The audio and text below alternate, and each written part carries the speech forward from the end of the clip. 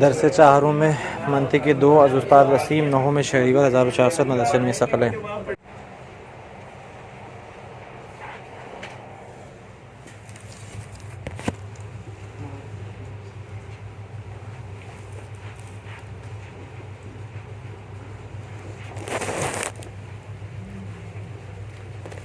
بسم اللہ الرحمن الرحیم.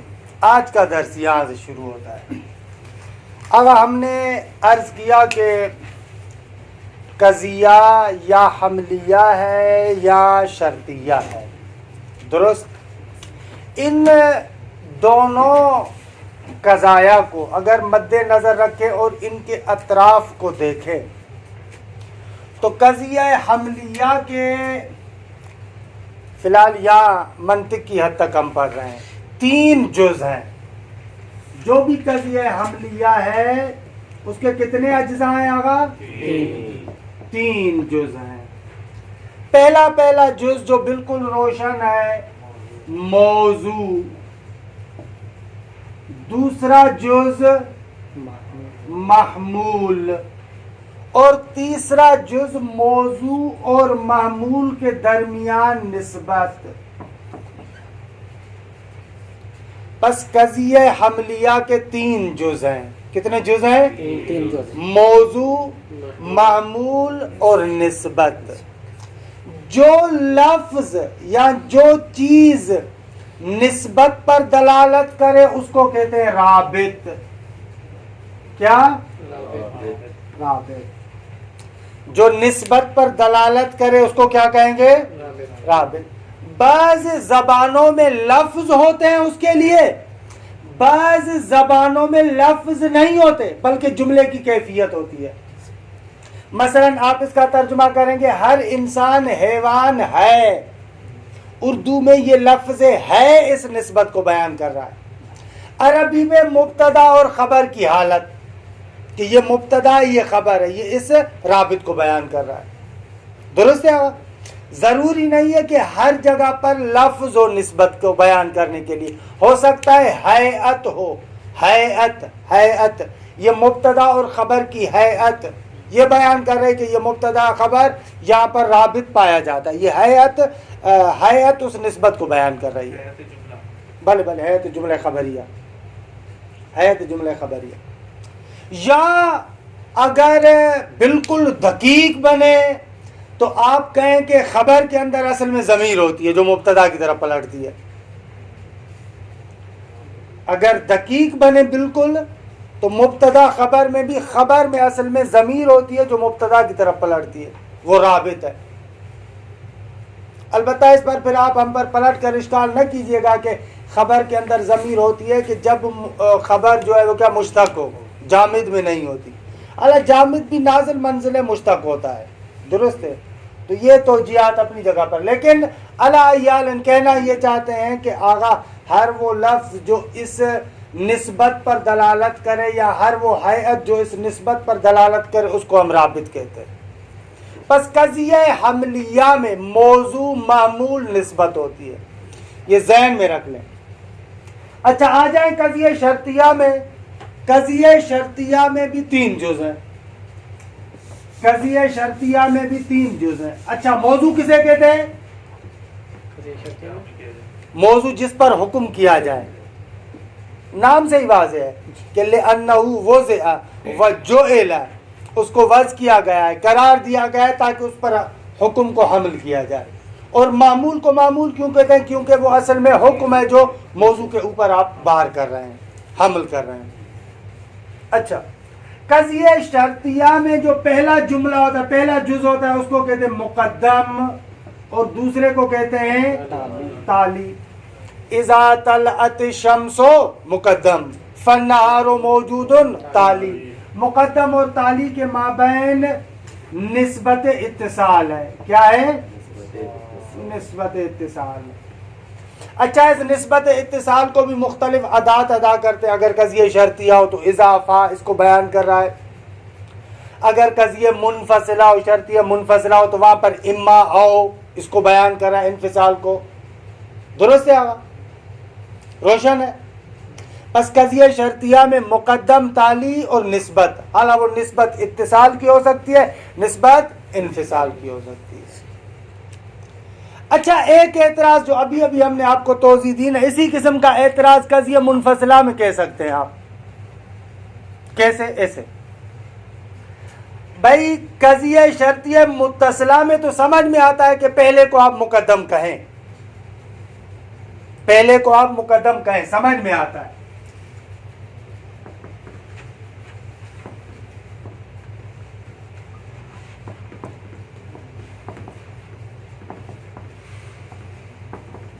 یہاں پر سمجھ میں آتا ہے اذا طلعت الشمس، یہ مقدم ہے واقعا، فالنہار موجود، یہ تالی ہے۔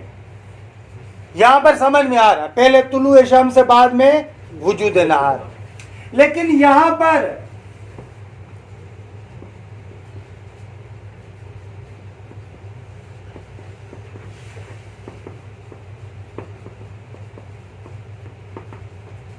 العدد اما ان یکون زوجا او فردا، او فردا بھی پورا جملہ ہے، یعنی ان یکون فردا ہے اصل میں۔ یہاں پر آپ پہلے جملے کو ان یکون زوجا اس کو کہتے ہیں مقدم، اور ان یکون فردا کو کیا کہتے ہیں؟ تالی، درست ہے۔ لیکن یہاں پر مقدم و تالی کی تو بات ہی نہیں ہے بھائی، آپ کہہ رہے العدد اما ان یکون زوجا او ان یکون فردا، اس کو الٹا کر دیں، العدد اما ان یکون فردا او زوجا، فرق تو نہیں پڑتا۔ تو قضیہ منفصلہ میں کیوں مقدم اور تالی کہتے ہیں؟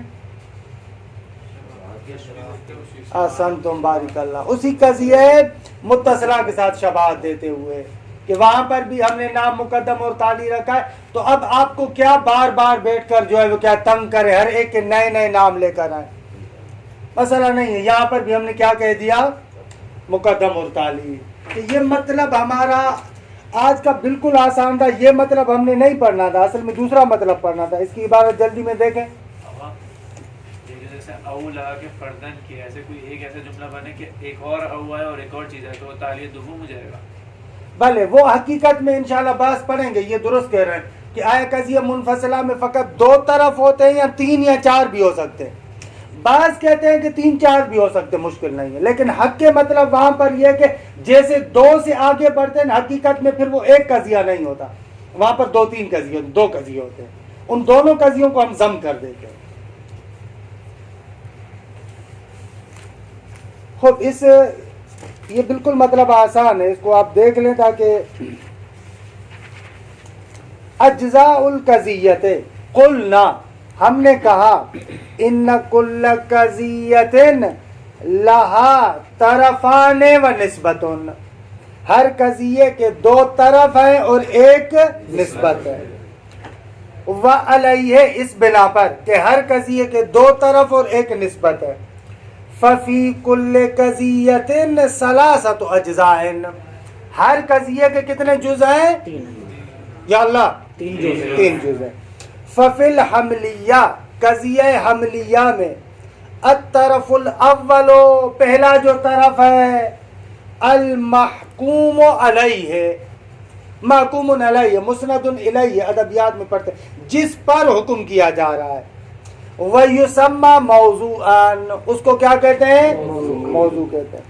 الطرف الثانی المحکوم بہ، دوسرا طرف محکوم بہ ہے جس کو آپ ادبیات میں مسند کہتے ہیں۔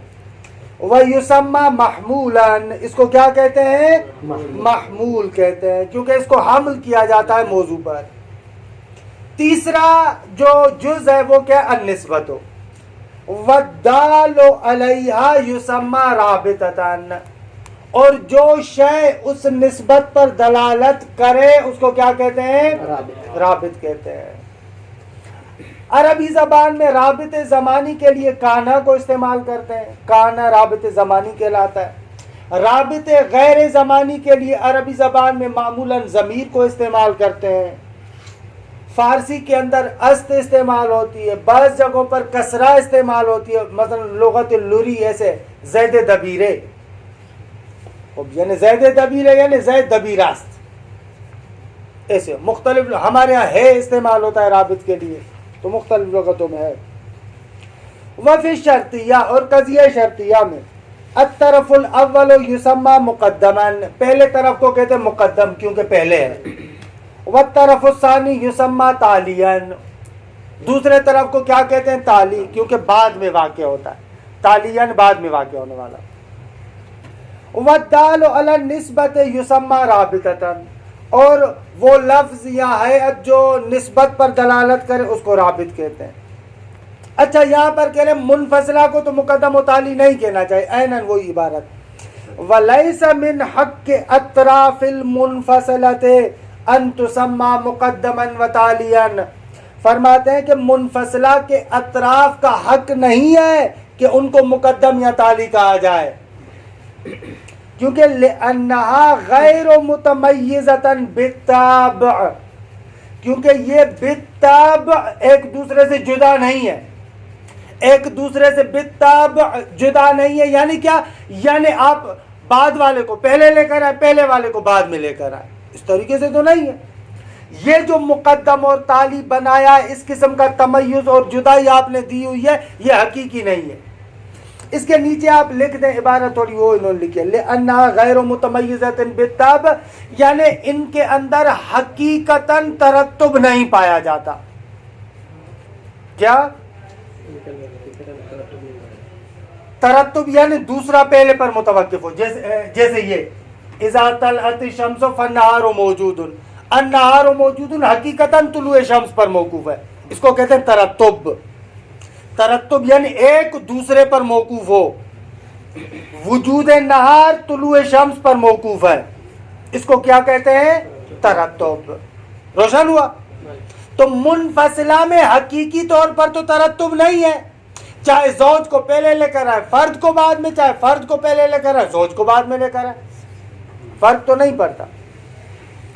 لِأَنَّهَا غیر متمیزۃ بالطبع، کیونکہ یہ بالطبع ایک دوسرے سے جدا نہیں ہے۔ عبارت مزیدار نہیں ہے یہ، یعنی اپنے اصل مطلب کو نہیں پہنچا رہی۔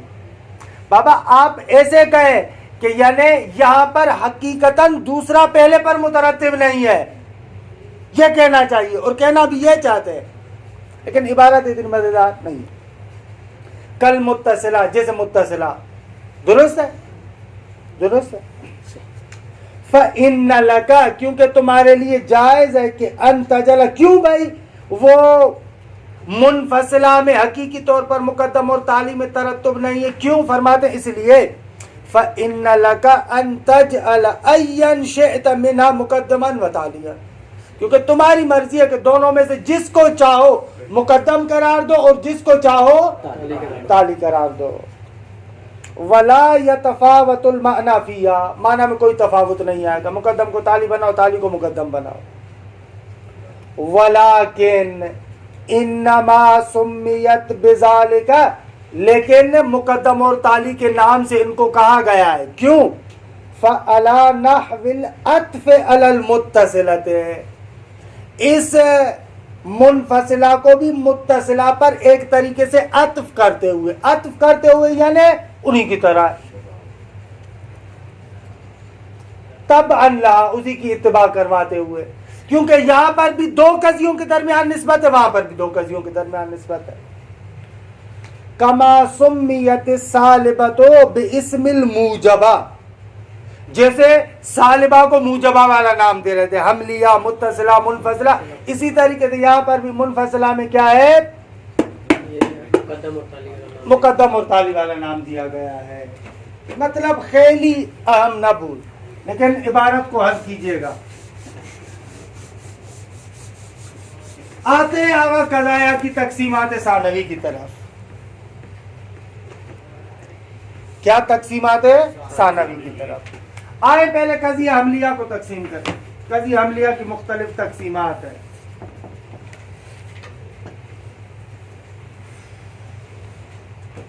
ایک تقسیم موضوع کے کلی اور جزئی ہونے کے اعتبار سے، پہلی تقسیم۔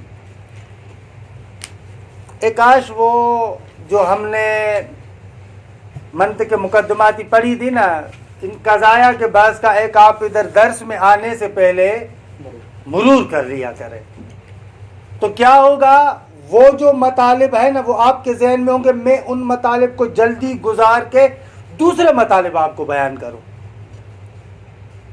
دوسرے مطالب بیان کروں، اگر اس طریقے سے آپ لوگ کریں تو، کیونکہ یہ ابھی مطلب میں عیناً وہی آپ کو پورا بیان کر چکا ہوں، ابھی میں پھر وہ پورا بیان کروں گا کیونکہ کتاب میں اسی طریقے سے، لیکن اگر وہ آپ کے ہاتھ میں ہو تو اس مطلب کو جلدی میں بیان کر کے یہاں پر جو اور زیادہ تحقیقات ہیں، دقتیں ہیں، ان کی طرف جاؤں، لیکن کیونکہ اگر وہ ہاتھ میں نہیں تو ظاہر سی بات ہے کہ پہلے مرحلے میں صرف المنطق کو بیان کروں گا، تو اگر آپ لوگ کر سکے تو اس کو کریں، نہ صرف ایسے نہ کریں، سچ میں کر کے دکھائیں۔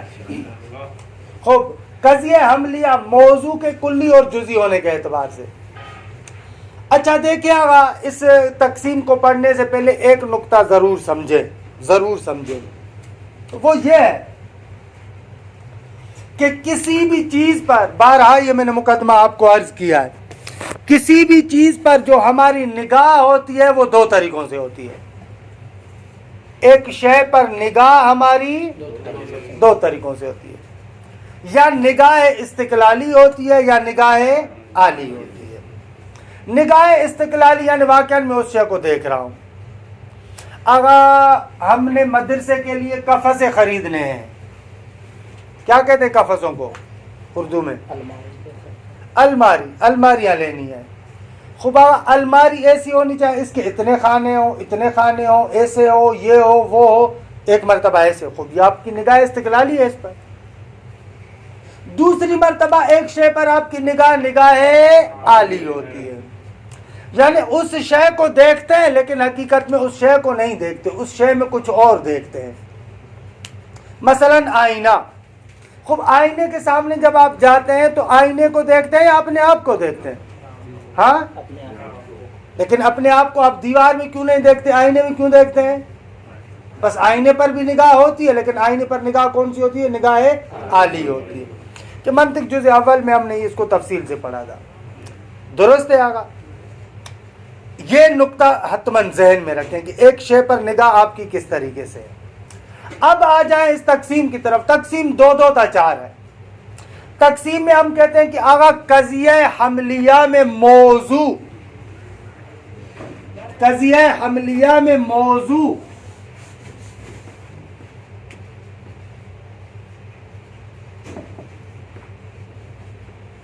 یا جزئی ہے یا کلی ہے، دو حالتوں سے خالی نہیں، موضوع یا جزئی ہے یا کلی ہے۔ مثال زید قائم، موضوع جزئی ہے یا نا؟ موضوع قضیہ حملیہ میں یا جزئی ہے یا کلی ہے۔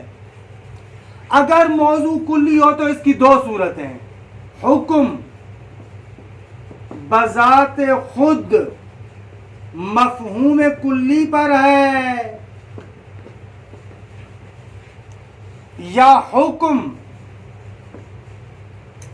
بذات خود مفہوم کلی پر نہیں ہے۔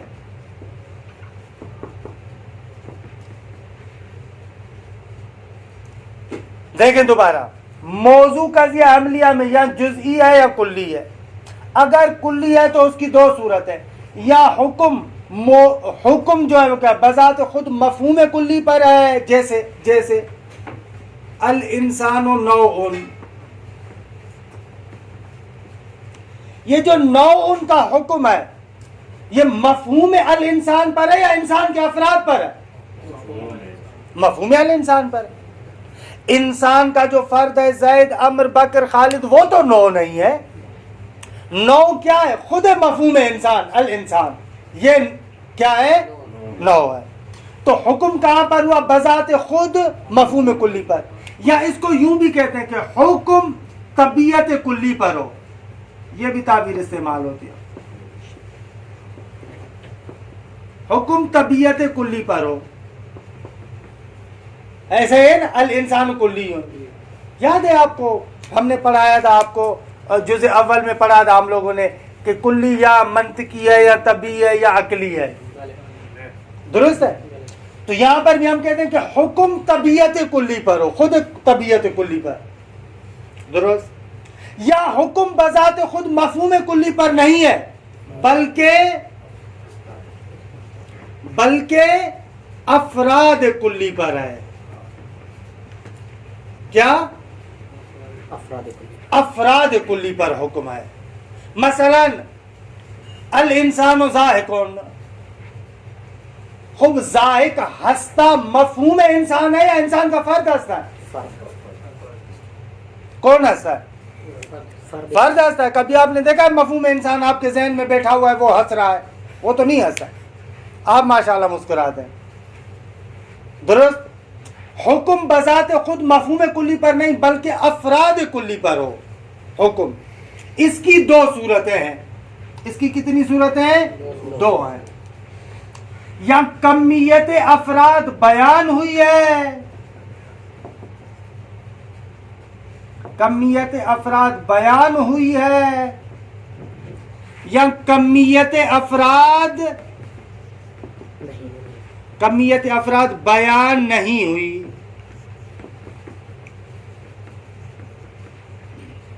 کمیت افراد یعنی افراد کی تعداد بھی کل اور بعض کے اعتبار سے. ایسے نہ کہ 1 2 3 کی بات نہیں کرے، کل اور بعض کے اعتبار سے. کمیت یعنی تعداد کل اور بعض کے اعتبار سے. کمیت افراد بیان ہو، مثلا کل انسان حیوان، بعض الانسان عالم. یہ دیکھیں کمیت افراد بیان ہوئی. سارے انسان حیوان ہیں، بعض انسان عالم ہیں، بعض انسان شاعر ہیں، بعض انسان کاتب ہیں. کل اور بعض کے اعتبار سے کمیت بیان ہو، یا کل اور بعض کے لحاظ سے کمیت بیان نہ ہو. مثلا انسان شاعر ہے یا انسان شاعر ہے، وہ کمیت بیان نہیں. سارے انسان، بعض انسان نہیں معلوم. درست ہوا؟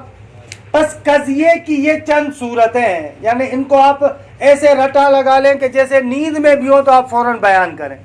اب موضوع قضیہ حملیہ یا جزئی حقیقی ہے یا کلی ہے. اگر کلی ہے تو حکم یا طبیعت کلی پر ہے یا کلی کے افراد پر ہے. اگر افراد پر ہے تو یا کمیت بیان ہوئی ہے یا کمیت بیان نہیں ہوئی. اب نام سن لیں. اگر موضوع قضیہ حملیہ جزئی ہو تو اس کو کہتے ہیں شخصیہ. کیا کہتے ہیں؟ وجہ تسمیہ بھی روشن ہے کہ موضوع شخص سے واحد ہے، شخصیہ ہے، جزئی ہے. اور اگر موضوع قضیہ حملیہ کلی ہو اور حکم طبیعت کلی پر ہو اس کو کہیں گے طبیعہ. اگر حکم قضیہ حملیہ میں کلی پر ہو لیکن مفہوم کلی پر نہ بلکہ افراد کلی کے لیے ہو اور کمیت بھی بیان ہوئی ہو اس کو کہیں گے محصورہ. اور اگر کمیت بیان نہ ہوئی ہو اس کو کہیں گے محملہ. تمام شدہ کا بالکل آسان مطلب اور بہت ہی جلدی میں بیان ہوگا. عبارت کو دیکھیں بھیا، ٹائم ہمارے پاس بہت کم ہے. مطلب روشن ہوا؟ اگر سوال کوئی اچھا سا ہو تو کرے، وگرنہ میں عبارت پڑھوں، ٹائم نہیں ہے، وقت ضائع نہ کیجیے گا. دیکھیں عبارت کو دیکھیں، عبارت کو دیکھیں. اقسام القضیت باعتبار الموضوع، یا درست طریقے سے باعتبار الموضوع، قضیے کے اقسام موضوع کے اعتبار سے. الحملیہ شخصیت و طبیعیت و محملۃ و محصورہ. المحصورۃ کلیۃ و جزئیہ. درست ہے. اگر تمام افراد کے لیے ہو تو کلیہ، بعض افراد کے لیے ہو تو جزئیہ. نبتدئ بالتقسیم باعتبار الموضوع للحملیہ. کہہ رہے ہیں کہ ہم آغاز کر رہے ہیں تقسیم کا. نبتدئ بالتقسیم للحملیہ، اصل میں ایسے ہے. درست ہے. حملیہ کے لیے تقسیم کا آغاز کر رہے ہیں کس سے؟ بے اعتبار الموضوع، موضوع کے اعتبار سے. درست ہے. ثم نتبعہ بتقسیم شرطیہ، پھر اس کے پیچھے لے کر آئیں گے شرطیہ کی تقسیم کو. فنقولو پس ہم کہتے ہیں تنقسم الحملیت باعتبار الموضوع الی الاقسام الاربعۃ المذکورۃ فی العنوان. فرماتے ہیں کہ حملیہ تقسیم ہوتا ہے موضوع کے اعتبار سے اوپر ذکر کیے ہوئے 4 قسموں کی طرف. درست ہے. تنقسم الحملیت باعتبار الموضوع، تنقسم کس کی طرف؟ الی الاقسام الاربع، 4 اقسام کی طرف. آگا کون سے 4 اقسام؟ المذکورۃ فی العنوان، جو عنوان میں ذکر کیے گئے. کیوں بھائی 4 قسم کیوں فرماتے ہیں؟ اس لیے کہ لأن الموضوع اما ان یکون جزئیا حقیقیا او کلیا، کیونکہ موضوع یا جزئی حقیقی ہے یا کلی ہے. درست ہے آگا؟ ظاہر سی بات ہے کہ اضافی اگر لے کر آئیں گے تو اقسام آپس میں مندرج ہو جائیں گے، کیونکہ اضافی تو کلی کو بھی شامل ہے نا، حالانکہ ہم اس کو جدا کرنا چاہ رہے ہیں. درست ہے. جزئی حقیقی، اچھا سوال ہے. جزئی حقیقی کو اس لیے ذکر کیا کیونکہ اضافی لے کر آئے تو اقسام آپس میں وہ ہو جائیں گے، خلط ہو جائیں گے. اضافی کلی کو بھی شامل ہے. جی ہاں، اس کی کوئی مثال کیسے ہم لگائیں گے؟ جزئی اضافی کی کوئی مثال؟ جزئی اضافی تو نہیں ہے نا، وہ ہے ہی غلط. وہ ہے ہی غلط. وہ تو الانسان مثلا شاعر، یہ بھی جزئی اضافی کی مثال ہو سکتی ہے، لیکن مثلا غلط ہے. اس کو قاطع ہی نہ کرے جزئی اضافی کو. جزئی اضافی یا جزئی حقیقی ہوگی یا کلی ہوگی، اس کے علاوہ کوئی تیسری چیز تو نہیں ہے. فَإِنْ كَانَ جُزْئِيًا، اگر موضوع جزئی ہو، سُمِّيَتِ الْقَضِيَّةُ شَخْصِيَّةً، اس قضیے کو کیا کہتے ہیں آقا؟ یا مخصوصاً، مخصوصہ بھی کہتے ہیں کیونکہ خاص ہے. مثل محمد الرسول اللہ، اللہم صلی علی محمد وآل محمد. محمد اللہ کے رسول ہے. یا الشیخ المفید مجدد القرن الرابع. درست ہے. پہلی مثال میں بھی موضوع کیا ہے؟ محمد، جزئی حقیقی ہے. دوسری مثال الشیخ المفید، موصوف و صفت. درست ہے آوا؟ یہ بھی قضیہ شخصیہ ہے. مجدد القرن الرابع، 4تھی صدی کے مجدد ہے. درست ہے. ارے یہ مجدد وقت نہیں ہے اس وقت، کسی ٹائم عرض کروں گا کہ اہل سنت کیا ایک روایت ہے کہ ہر 1000 سال کے اندر دین پیغمبر کے اندر ایک مجدد پیدا ہوتا ہے جو اس دین کو گویا کہ تجدید حیات دیتا ہے. یہ ہمارے پاس نہیں ہے. تو مجدد الفسانی وہ کہتے ہیں نا، یہ اسی سے لیا ہوا. تو انہوں نے بھی اسی فضا میں کہا کہ اگر مجدد کہیں تو 4تھی قرن میں جس نے تشیع کو ایک نئی حیات دی، شیخ مفید تھا. درست ہے. الشیخ المفید مجدد القرن الرابع، بغداد عاصمت العراق، پائے تخت ہے عراق کا. یہ دیکھیں تمام جگہوں پر موضوع جزئی حقیقی ہے. انت عالم انشاءاللہ، هو لیس بشاعرین. درست ہے. روایت کے اندر ہے، معصوم فرماتے ہیں کہ نحن العلماء وشیعتنا متعلمون وسائر الخلق غصاء. علماء ہم ہیں، ہمارے شیعہ متعلم ہیں، باقی جتنے بھی لوگ ہیں وہ ڈھیر ہے، کن کچرا ہے، سندھی میں کہتے ہیں، خس و خاشاک ہے، اچھی کباڑ ہے. ہم علماء ہیں. اور انسان حیران ہو جاتا ہے جب یہی تعبیر معصوم کی زبان سے حضرت سلمان محمدی کے لیے سنتے ہیں، انہو من العلماء. عجیب ہے. بقایا تمام شیعوں کے لیے کہا ویسے یہ نحن العلماء. بھائی وہ کیوں اس کے لیے کہتے ہیں کہ وہ علماء میں سے ہے؟ کیوں؟ اس لیے کہ سلمان منا اہل البیت، وہ اہل بیت میں سے ہے، تو لہٰذا اس کو آپ کہہ سکتے ہیں جب وہ اہل بیت میں سے تو وہ علماء میں سے ہے. لہٰذا آپ دیکھتے ہیں حتیٰ وہ تعبیرات جو تعبیرات ائمہ اطہار کے لیے وہ سلمان کے لیے بھی آتی ہے. سلمان کے لیے کہ باب اللہ فی الارض، یہ تعبیر ہے نفس الرحمن فی فضائل سلمان. اگر کسی بندے کو حضرت سلمان محمدی کے بارے میں پڑھنا ہو اور فضائل کے لحاظ سے بھی معراج، وہ حاجی نوری کی کتاب ہے نفس الرحمن فی فضائل سلمان، بہت پیاری کتاب ہے، وہاں پر یہ بحث کرتے ہیں. درست ہے، سلمان منا اہل البیت، نفس الرحمن فی فضائل سلمان.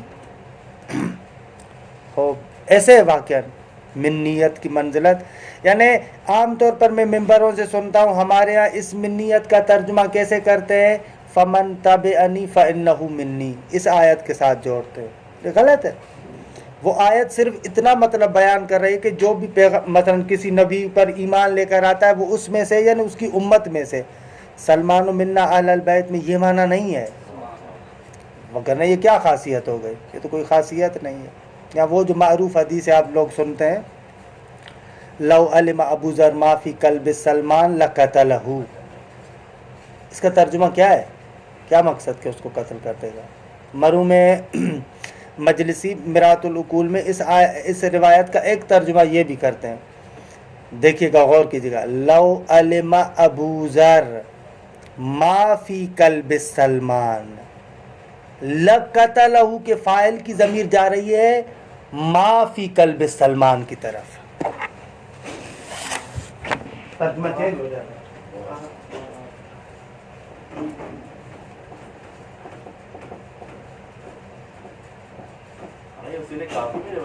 جی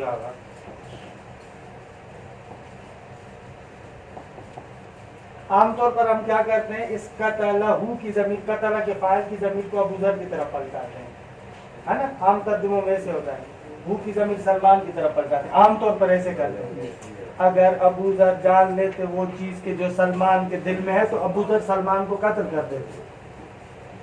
ایک احتمال یہ کہ نہ، یہ قتلہ کی فاعل کی ضمیر آپ اس ما فی قلب سلمان کی طرف پلٹائیں، نہ کہ ابو ذر کی طرف. اب ترجمہ دوسرا ہو جائے گا. اب ترجمہ ایسے ہوگا کہ لو علم ابو ذر ما فی قلب سلمان، یعنی جو سلمان کے دل میں معرفت ہے، اگر اس معرفت کو ابو ذر جان لیتے تو لقتلہ، وہ معرفت ابو ذر کو قتل کر دیتے. برداشت نہ کر پاتا، کیونکہ معرفت کو برداشت کرنا بھی تو ہر ایک کے بس کی بات نہیں ہے نا. وہ جو معرفت کا درجہ سلمان کے پاس ہے، اگر وہی معرفت کا درجہ ابو ذر کی طرف آ جائے تو وہ معرفت والا درجہ اس کو ختم کر دیتا. وہ وقت ختم ہو گیا ہے، لگتا نہیں کہ عبارت کی تطبیق کر پائیں گے. انشاءاللہ اس کو کل پہ رکھتے ہیں. وصلی اللہ علی محمد و اہل بیتہ الطیبین الطاہرین.